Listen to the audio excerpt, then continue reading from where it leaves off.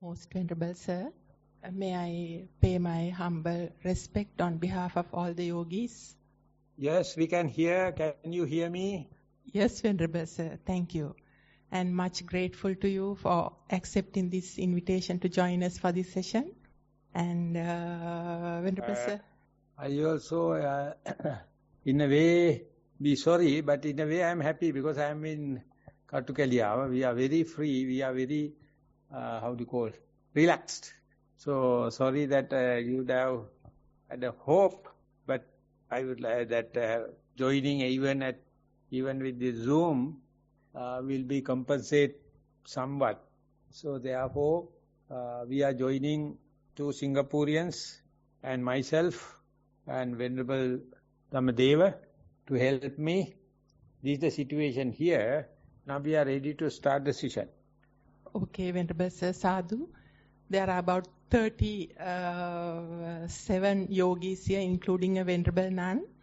And 6 of them traveled from overseas to join this retreat. So may I give the microphone to Ksharani to read the questions. Thank you, Venerable Sir. Yes, please. Avasarai Bante, there are in total 14 reports. Report number 1. Good. Mindful walking. Dear Bante, this time primary object was spaces between every touch of the feet and the floor. And suddenly movement of the walking became very slow and length or spaces between steps became very long. It feels like there are steps exist within spaces. Mindful sitting. This time also primary object was the space between waves of breath in and out. It feels like after few minutes these steps became longer and feel so peaceful within these spaces. I feel there are spaces in every object, phenomenon in me. Every sound, eating food, walking, every touch. It feels like this would also exist within Nirvana. That's all. We have little bit of distraction due to the weak signals, but anyway we can continue. Towards the latter part of the essay indicates about the gaps.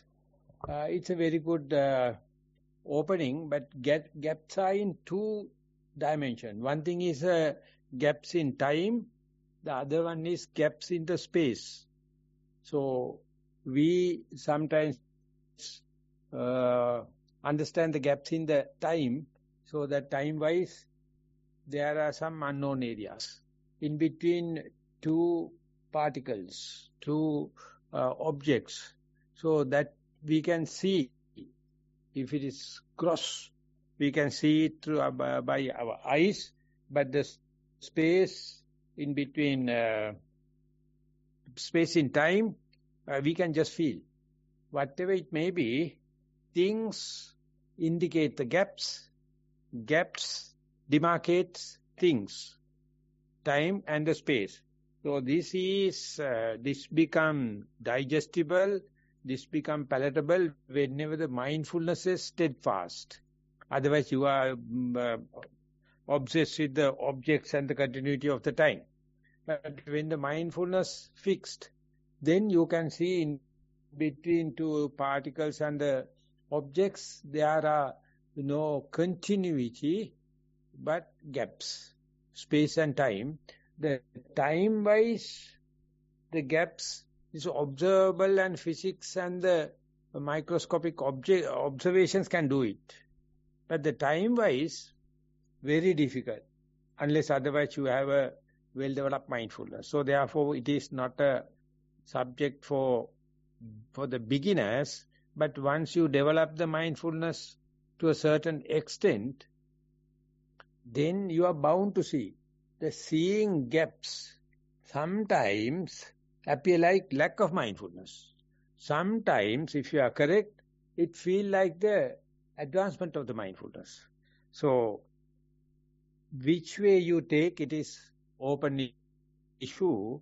Our discussion and these interviews to make it clear and be prepared whenever these gaps appearing, not to do away with them, but not to provoke them, but just let it happen in their natural course.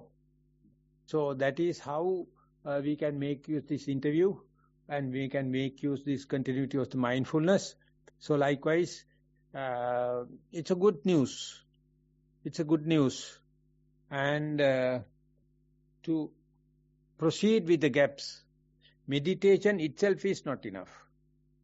Theory itself is not enough. This is called Sakacha Anuggahita, though otherwise facilitating with the help of interviews, with the help of interview reports, with the help of journal maintenance. So we daily take about 1 hour to have this. So this is a good start, and showing it's a sign of advancement in your practice. Please take it up, keep it up. Good. We are moving to the next. Report number 2, sitting meditation. My primary object is breath. For initial 15 minutes, I observed my breath, a little forceful. After a while, the speed reduced and the gap between the breath increased. I can feel the air getting through my nostrils and diaphragm. After some time, the in-breath is small and the out-breath is long. This also changed after some time. I couldn't notice the movement of air inside the diaphragm. I observed my in-breath going through my nostrils to the head. This happened for several minutes. I felt very light. My body was not visible. It was like floating and flying in the air, but bearable. Sense of pain in my back. I don't know how long I stayed here. My question to Bhante is, how do I know when to end the meditation practice? How to bring back to the senses? End of report. It is not a good, wise question. Don't stop it. But if you are using the term meditation, yes, you have some justification. Replace the term meditation by mindfulness. So where to end the mindfulness? Nowhere. Throughout you have to be mindful. So therefore, please, just your vocabulary, don't meditate. Instead, mindful. Observe. Whatever the posture, whatever the object, but just be aware. Just be observed. And sometimes, occasionally, you keep notes whenever you feel they are very extraordinary. So therefore, if you are taking a meditation as a term, and if you are going for sitting meditation, it is usually we give 1 hour session. But even after the 1 hour, when you are getting up, you have to be mindful. Then you may be going to a walking meditation or working meditation. Wherever it may be, you have to continue the trend of mindfulness. And the other point is, whenever you are bound to see these gaps or experience of the gaps is universal.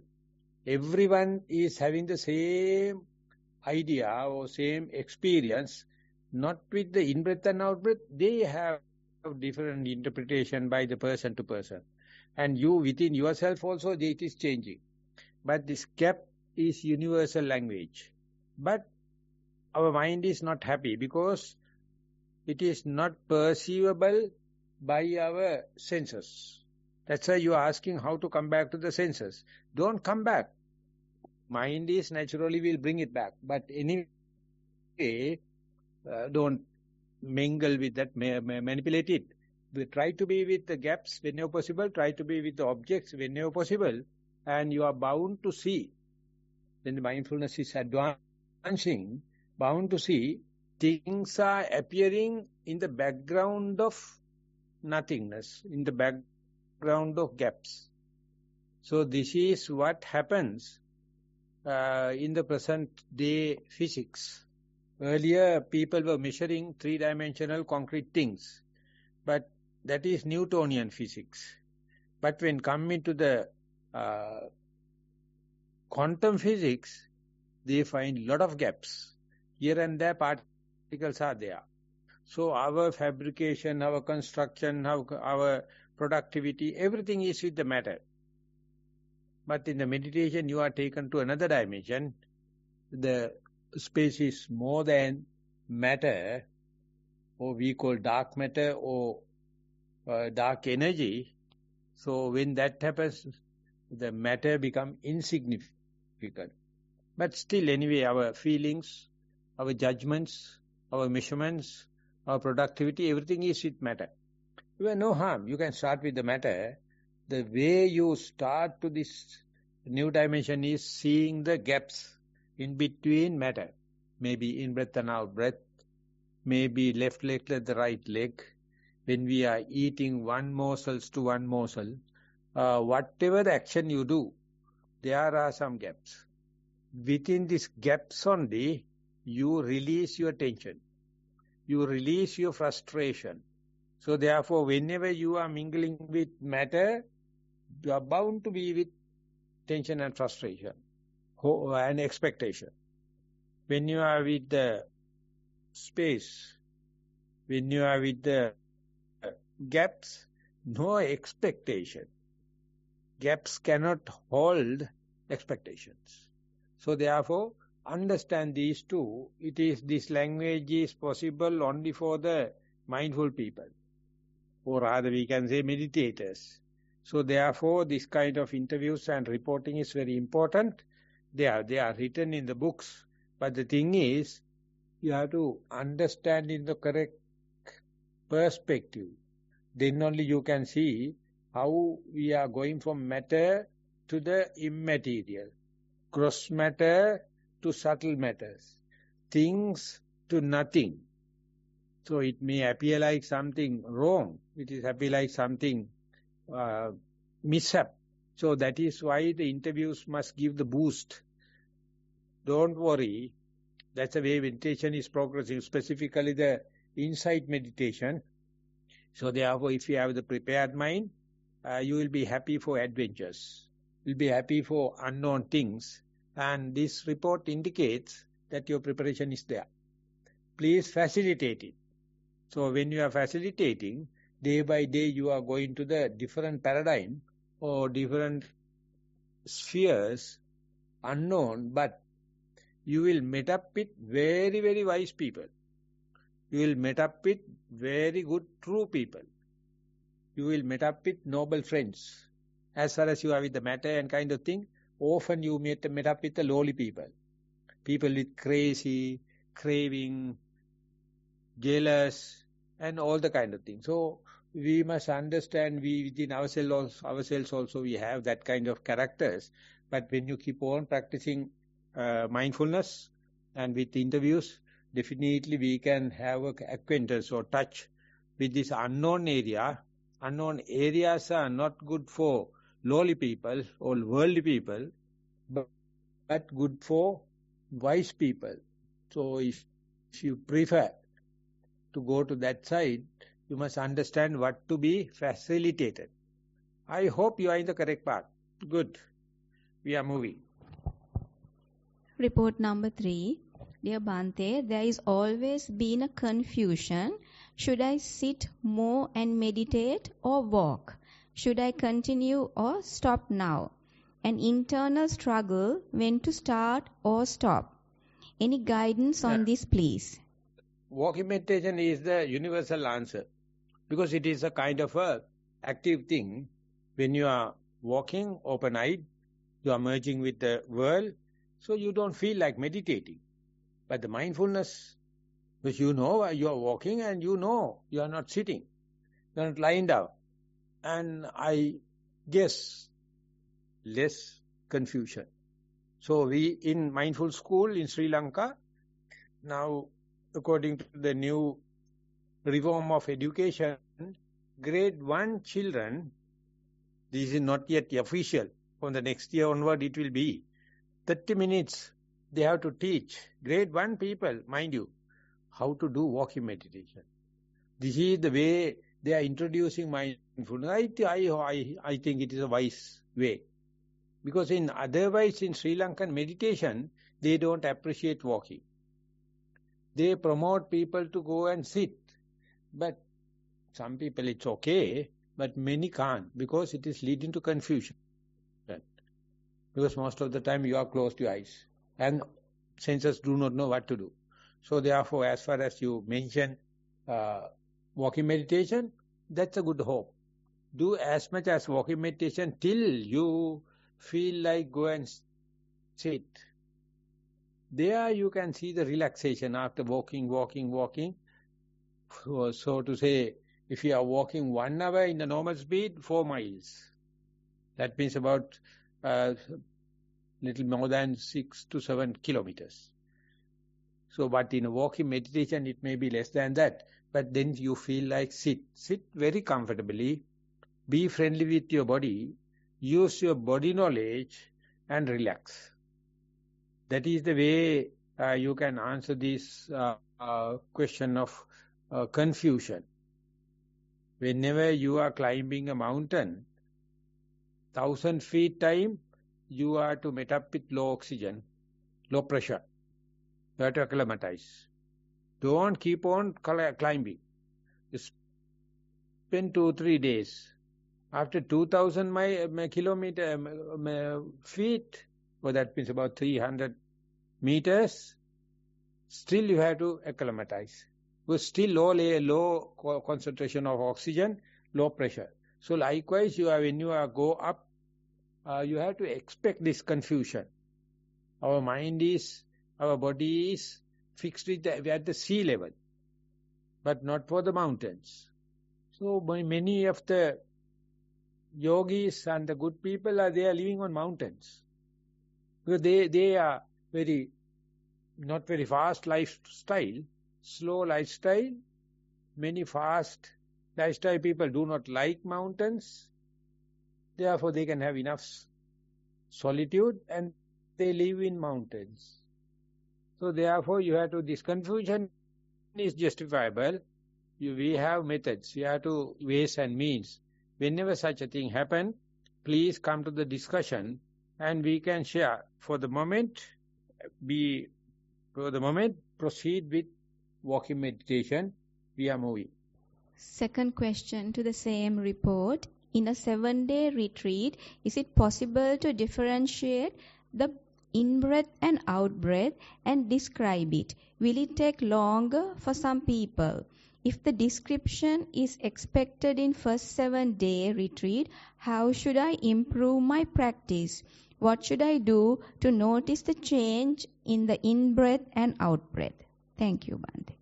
So whenever you are face-to-face with the in-breath and out-breath for 10-20 cycles, so to say in-breath and out-breath 1, and immediately without the wandering mind, if you can go to another in-breath and out-breath 2, in-breath out-breath 3, so likewise when you go to the 8 and come back, another cycle of 8, that's a good indication. By that time, your mind will see the difference between in-breath and out. So this is a very physical thing. When you are sitting and meditating, specifically in the humid place like Nissarana, if you put a small glass plate under your nose, out-breath will give you the smoke. In-breath, no. So therefore it's measurable. But the great thing is not differentiating the in-breath and out-breath, but in-breath to in-breath changes. Whether it's becoming long, whether it's become short, whether it's become desirable, whether it's undesirable. Likewise, in-breath to in-breath difference is still subtle. So don't worry about the time frame. Keep on practicing. Whenever the mind learn the art of being with the in-breath and out-breath, we call avenuing or face-to-face with the in-breath and out-breath. Do whatever you can do to have a longer acquaintance with the in-breath and out-breath. Then difference between the in-breath and out-breath or difference between the in-breath to in-breath, out-breath to out-breath, it's an outcome. This is nothing you have to do. So therefore continue with the confidence. It will come in the proper maturity. Yeah, moving. Report number 4. Dear Bhante, I have been meditating daily for about 9 years. Mind focuses on touching sensation of feet, roughness, softness, heat, small sensations, etc. All those sensations quickly appear and disappear. Then the emptiness between two touches become prominent. Mind mainly focuses on it, and other objects have become non-prominent, though they are available from a side. Meanwhile, different thoughts and phenomena such as monotonous laziness arises from the emptiness and passes away to the emptiness. Mind calm, relaxed and happily observing all these happenings. Mind seems to be just an observer only. Roughness in all appearing objects is gradually reducing and softness is increasing. So does the calmness in the mind. Walking becomes uncontrollable and body is swinging. Interest is gradually fading away and monotonous and laziness increasing. No interest at all now. This situation also changes gradually after a while. Emptiness is initially volatile, but with the establishment of the mindfulness and concentration, it gradually gets redefined. Then energy level increases and walking becomes more natural. Mind is stilled and awakened. Emptiness expands. Mind is equanimous, difficult to identify or explain as mind is free from perception and consciousness. This whole process takes about 1 hour. Same emptiness is appearing in the sitting meditation. Please advise Bhante. The early part of the report is talking about the physicality, hardness, softness, roughness, and kind of thing. While it is proceeding, mentality also can happen, liking, disliking, sleepiness and interest, energetic and lazy. So that is how the mind is progressing. So it's a mind is really progressing. So therefore you have to understand daily you start the meditation like a beginner. You feel the physicality. That's approaching. Once you approach and be with the physicality, with the shadow of the mind, that means background of the mind, so mental thing going to appear. I am happy with that. I am not happy. I am boring. I am very interested. So likewise these things are happening. Just like the physicality, this mentality also arising and passing away. But more you recognize more with the mentality as me when compared with the physicality. Some people are still maintaining the relationship and the desire and the attachment to the physicality also. But naturally, whenever you understand the physicality and mentality, your attachment is more to the mental part. So that is, you have to understand. So in this report, both are presented in a balanced way. So if you go prepared, easily you will understand. Now meditation or mindfulness is inviting you to go to the more subtle part. Their basic backdrop is equanimity. And mind and the matter become soft. And the boredom can set in. But very clearly, mind is without any defilement. Mind is that purification or upliftment should happen very slowly. It's happening. The backdrop will be monotonous or equanimous and less dramatic. Go prepared because this time you have to facilitate it. These are the progress signs. It is in a good progress. Please keep it up. Report number 5. Dear Bhante, walking meditation. Observing the movement of the foot.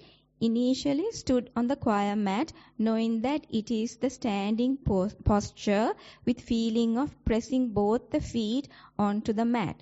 When starting to walk, felt the racing foot from heel to toes, missing parts gradually as a wave and eventually the entire foot. Observed it happen to both feet alternatively.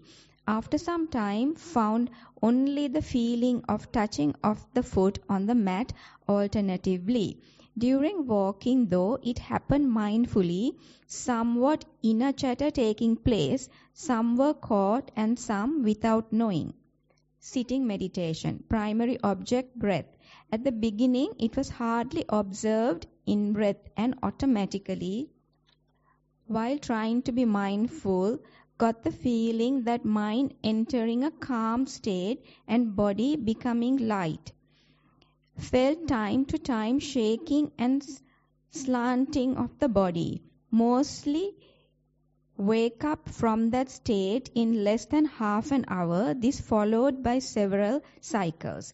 Before entering the calm state, no more in-breath or out-breath felt except silent of feeling of rhythmic movements of breathing. Mindfulness of day-to-day activities.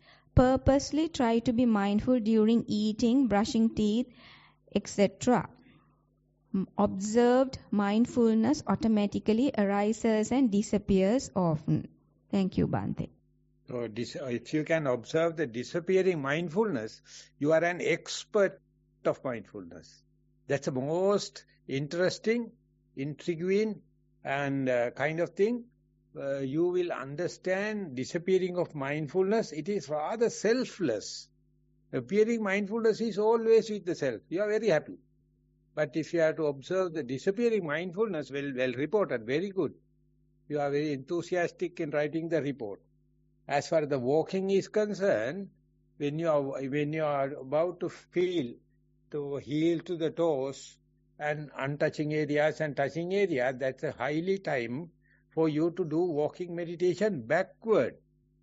First familiarize the walking path. Whenever it come up to that kind of symptoms or observations, just take few steps backward. Then you will see very less amount of wandering minds, because you are doing something uncertain. And the touching point is also different.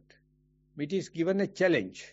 So do it appropriate way, then mindfulness will be diversified. Many ways it will find to be mindful, and lesser chances for wandering mind.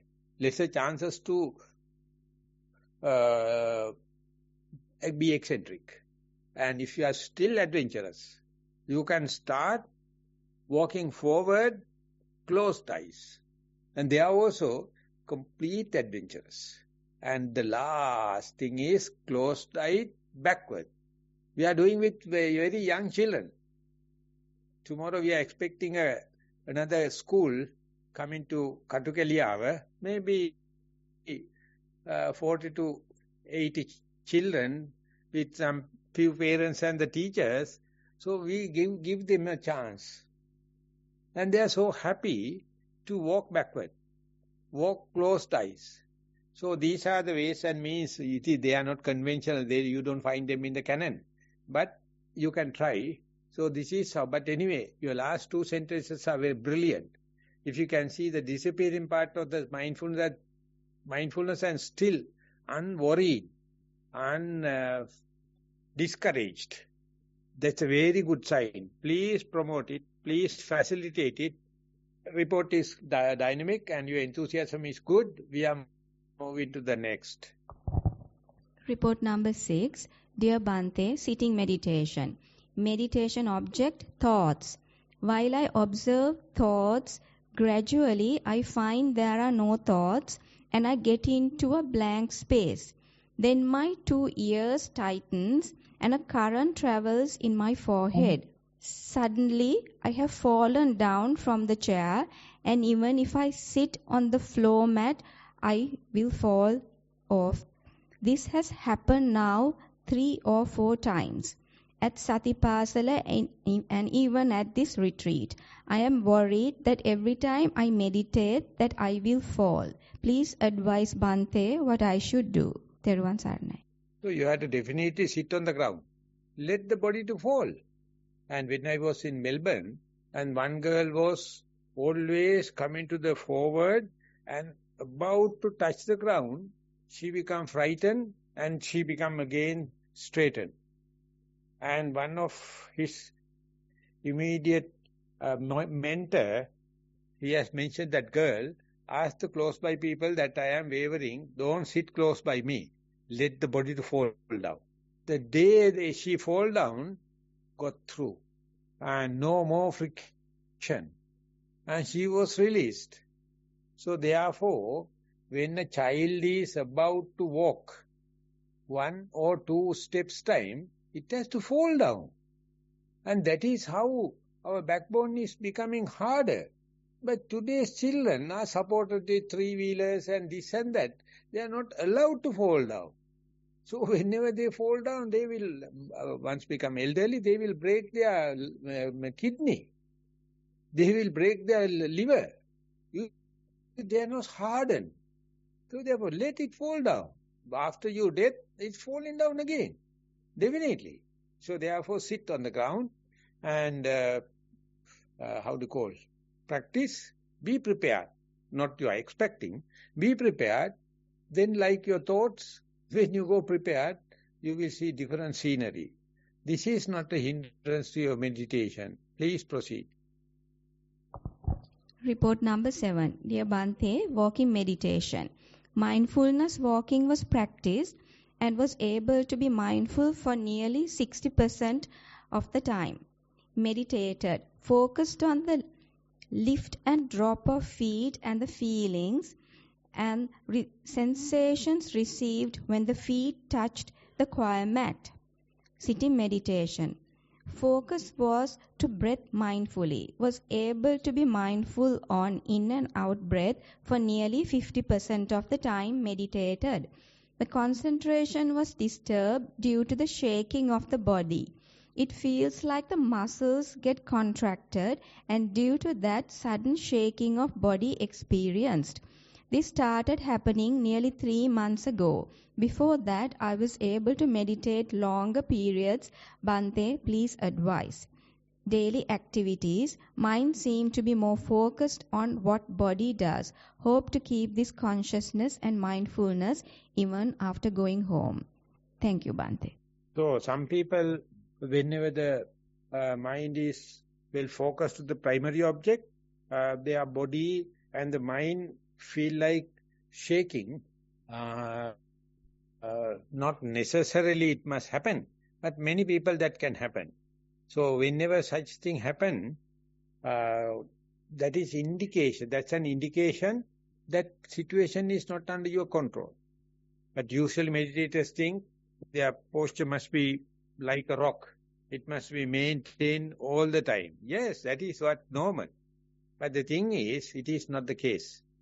We understand, we observe, we bound to see the changes in the mind and the body.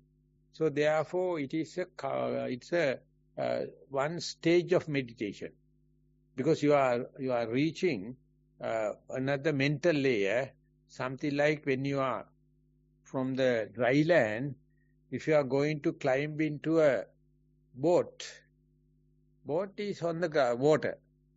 So you have to keep one leg in the boat and the one leg is in the dry land, and when you are moving to the boat, it's shaking. So you get frightened and you come back to the dry land. So under such circumstances, what the boatman is doing, they drive a post near the bank, and you have to hold the post, one thing on the dry land, one thing in the boat, and low down and take slowly the other leg also to the boat with the help of the post, and later once you go to the boat, it will get another level of balance. So that is how we are going from hardness to the liquidity. And if you are going from the liquidity to air, there's another kind of vibration.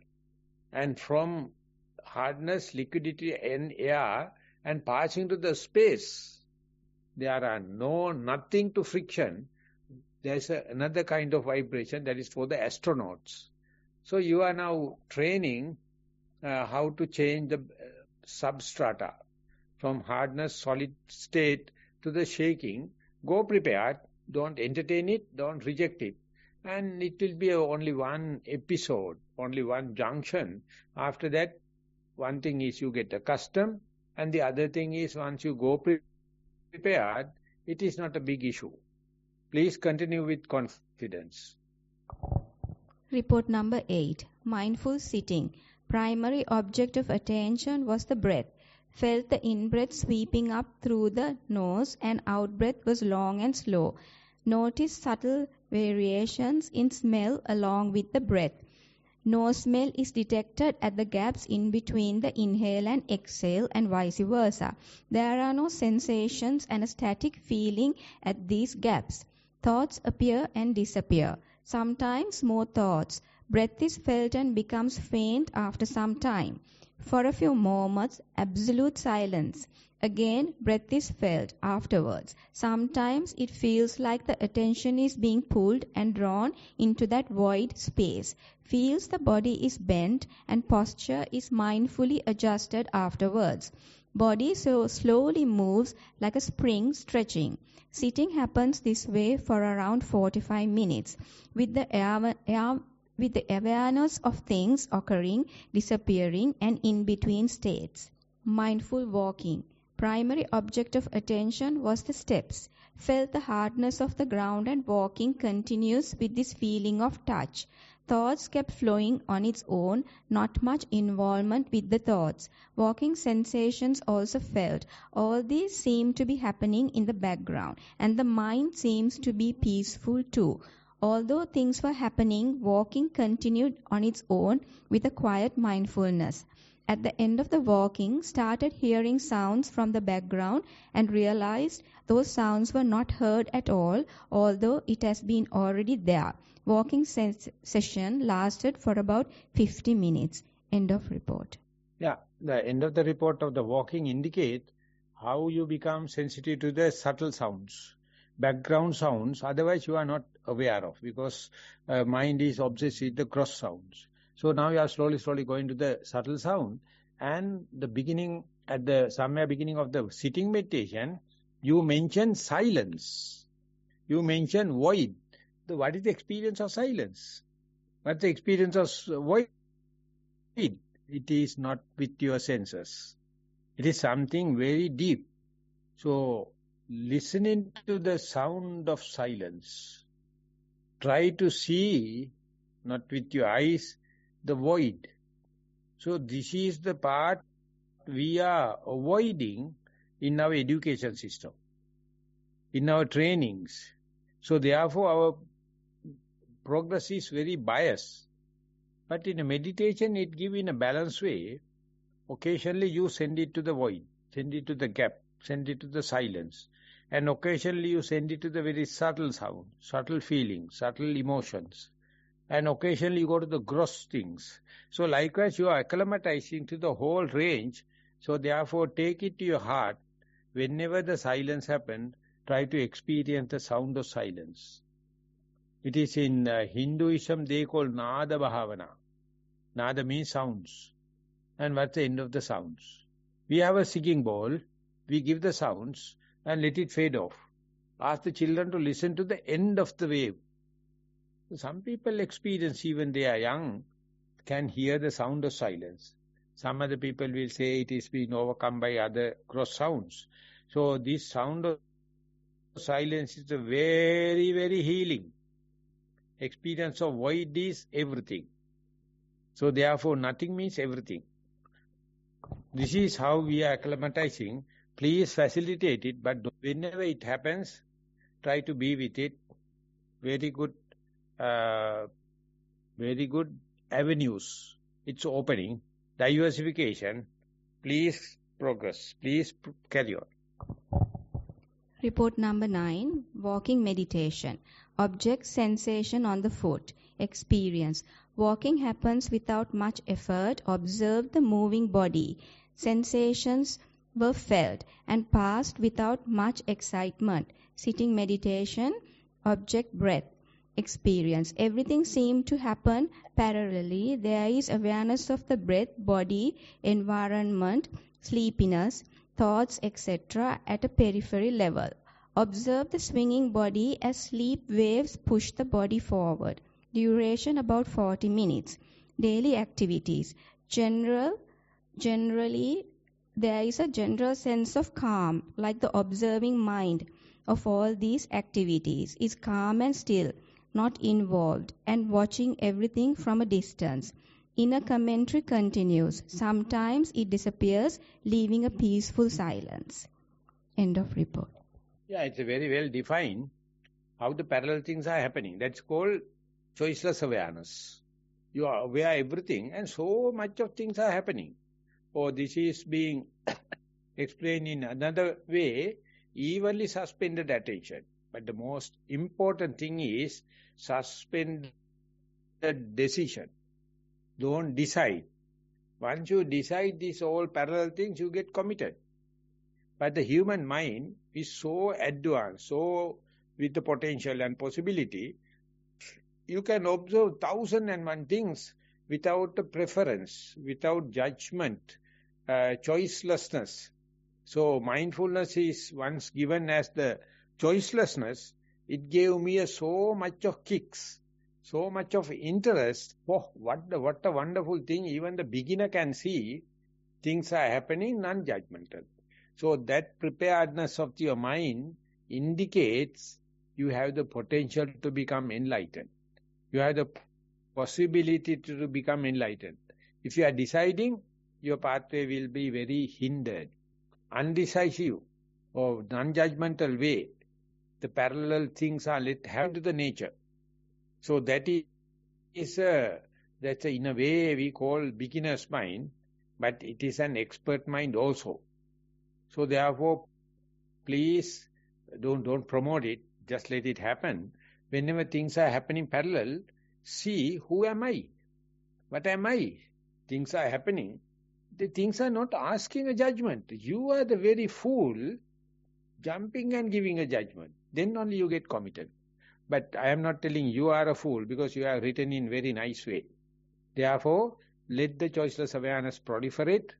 Let the evenly suspended attention be there. So you will never contribute to the global heating, global warming. You will never contribute to the pollution, in and out. So you become a very conservative kind of a person, but progress is unhindered. Good. We are moving. Report number 10. During walking and sitting meditation, all other thoughts have gone away in this past few days. Some problems that remain have manifested into thoughts. The mind has attached angry feelings to these thoughts and contemplates past and future to these thoughts. I am now struggling to navigate, overcome this obstacle. I get tangled in this obstacle and get thrown out of following meditative state. Please advise Bhante. So you are talking when the thoughts are not there, you are talking still on thoughts. When the thoughts are there, you are still talking on thoughts. So that means if the thoughts are available or not, you make your frustration. You make your disappointment. But there are 4 reasons for you to be happy. One thing is, as far as you are obsessed with the thoughts, your pains are not there. Sound distraction, not there. Your primary object, not there. So understanding these 3, no sounds, no pain, no primary object, they are null and void.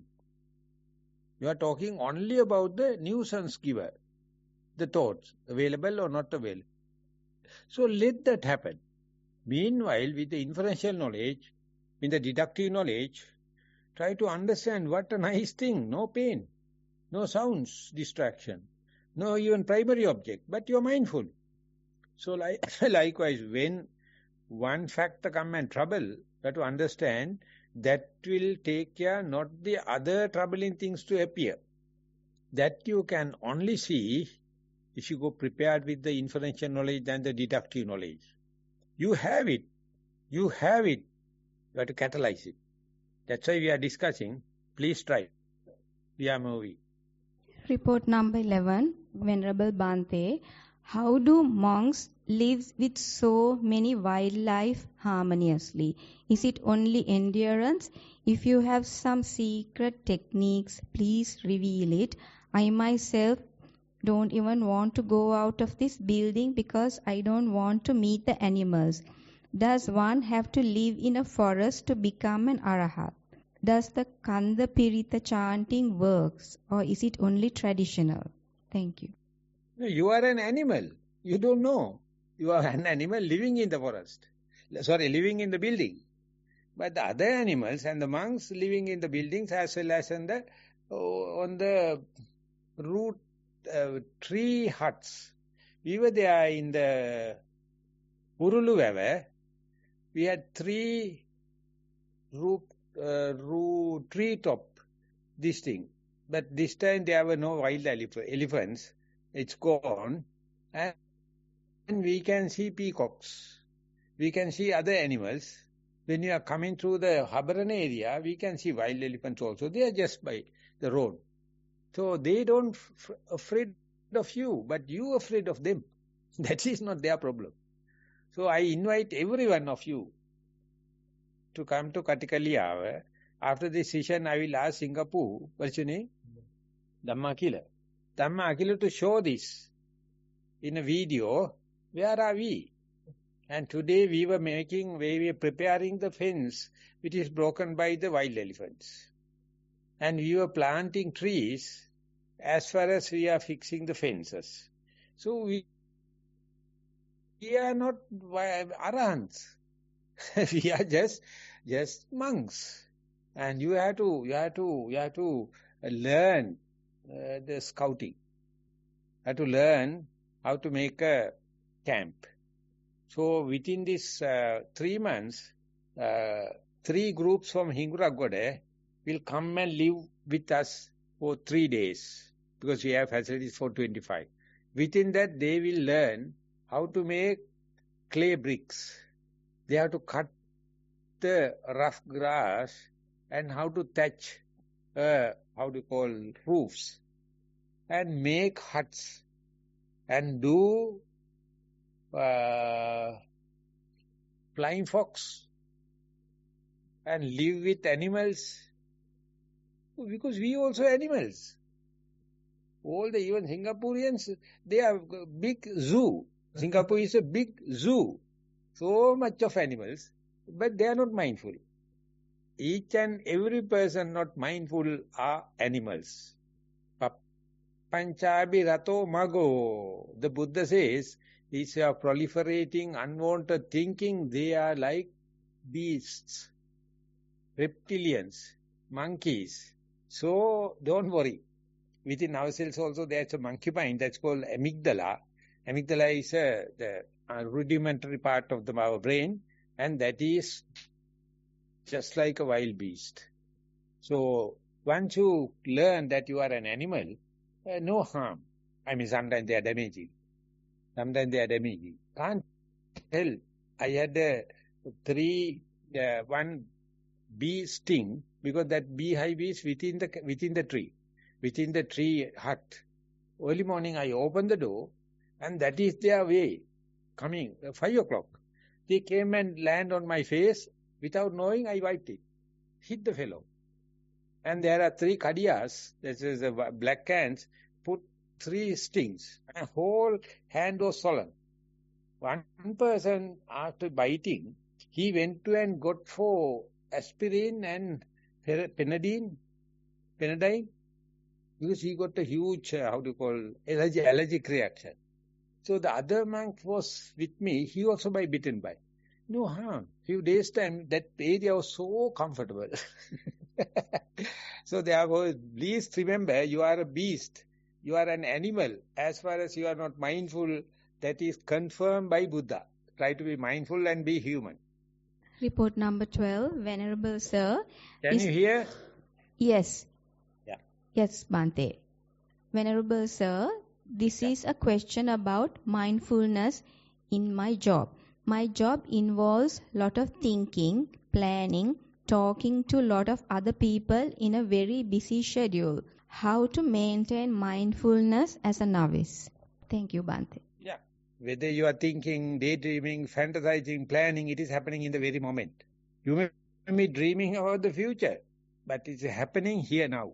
So therefore, knowing that I am planning, knowing that I am regretting about the past, everything happening in the present moment. Being aware of that is superhuman.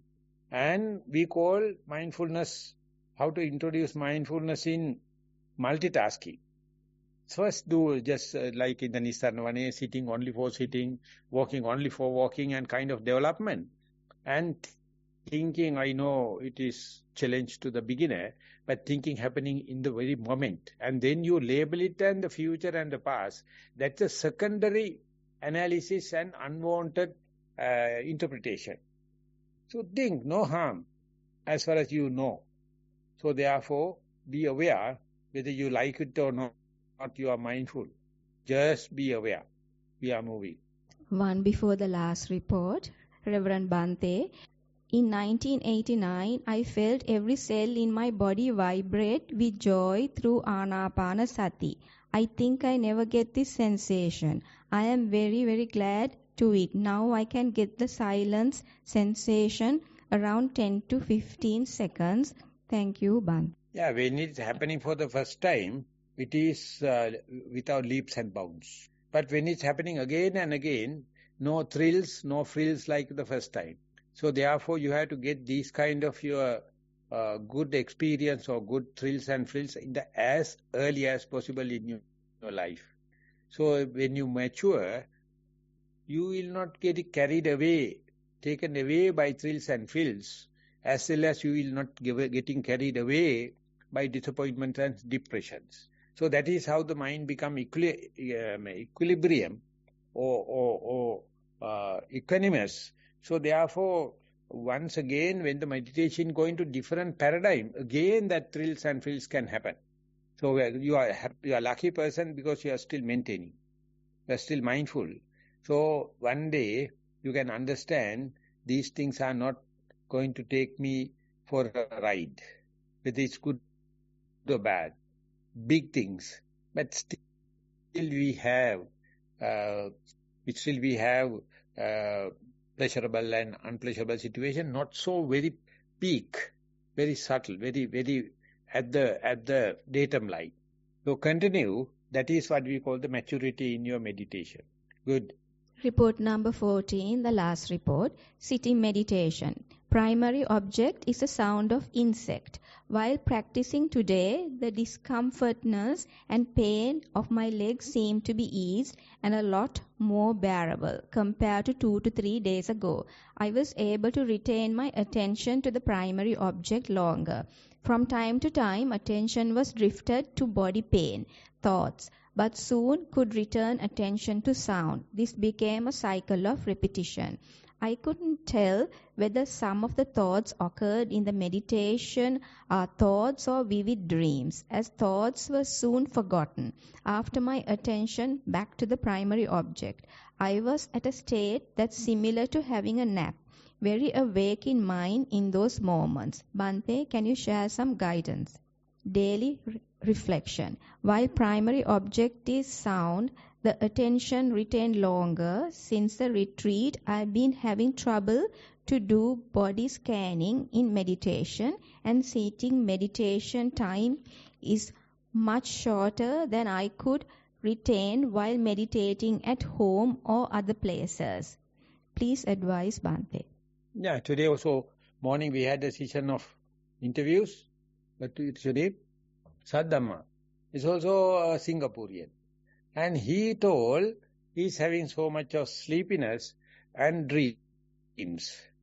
And then again the mind comes to the senses. And again to the dream. And I cited the example, Lao Tzu had the dream about a butterfly.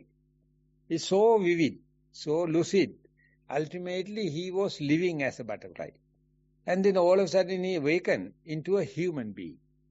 So he don't know, later he wrote, I don't know whether human being dreamt a butterfly or butterfly dreamt a human being. So this is how our life. Sometimes we have night dreams, sometimes we have the day dreams. But when it is going from the day-to-day activities to dream, it is not an accident. It is happening very slow process. And from the dream to the awakening, also not an accident. Happening in a slow pace, so you have to understand entering into dream state and getting out of the dream state. So this is how you go to the subconscious. Our awakened time is the just consciousness. But when you are going to the subconscious, it's a different dimension, appear like a unknown, or half dream, or lucid dreams. So, Carl Jung took enough time to explain it and to go into subconscious. Then he told, everyone when go into the dream world, exactly the same. We call universal subconscious. But in the vacant state only we have male, female, good, bad, white and black and all the kind of thing. In the dreams, we have also, everyone is in the same state. So therefore, it's a part and partial. If you are not dreaming for 3 days, insomnia, you will go crazy. In the dream only all the reconciliation happens. For the dream world, no shame, no fear. For the awakened world, we have the moral shame and the moral fear. Healthy shame and the healthy fear. So therefore, you have to understand in the moral life, awakened life, we have personal and confidence and private. But in dream world, no private and confidential. So therefore, best thing is reveal your dream. Tell others. Don't hide it. It's a kind of a catharsis. It's a kind of healing process. So therefore, in meditation, we are shedding a light even to the dream world, even to the lucid dream, even to the half dream, and nothing to afraid of. And that will reveal you your underlying tendencies, your directed disposition, or rather, who am I? So therefore, if it is happening, let it happen. I wish you all the best. Good. Venerable Sir, that's all our questions. Yes, now we are time up.